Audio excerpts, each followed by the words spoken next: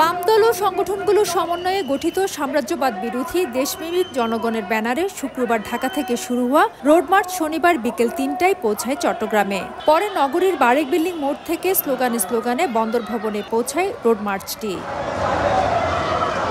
সেখানে সমাবেশে বক্তারা নিউ মোরিং কন্টেইনার টার্মিনাল সহ চট্টগ্রাম বন্দর রাষ্ট্রীয় ব্যবস্থাপনায় পরিচালনা, রাখাইনে করিডোর স্থাপনের উদ্যোগ বাতিল সহ জাতীয় স্বার্থের পরিপন্থী যে কোনো ধরনের উদ্যোগ বন্ধে দেশের জনগণকে সচেতন ও ঐক্যবদ্ধ হওয়ার আহ্বান জানান।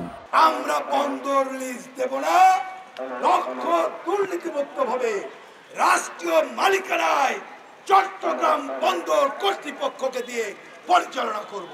রাখাইন এইখানে করিডোর দেওয়া মানে বাংলাদেশকে সাম্রাজ্যবাদী যুদ্ধে জড়িয়ে ফেলা, এইটা আমরা হতে দেব না। এই সময় দাবি না মানা হলে কঠোর কর্মসূচির হুঁশিয়ারি দেন নেতারা। আমরা আগামী জুলাই আগস্টে গণঅভ্যুত্থানের বর্ষপূর্তি আমরা উদযাপন করব। তারপরে হরতাল, অবরোধ সহ কঠোর কর্মসূচি আমরা ঘোষণা করব। রোড মার্চের শেষ পর্যায়ে স্লোগান দেয়াকে কেন্দ্র করে নিজেদের মধ্যে বাকবিতণ্ডা, হাতাহাতিতে জড়িয়ে পড়েন কয়েকটি সংগঠনের কর্মীরা।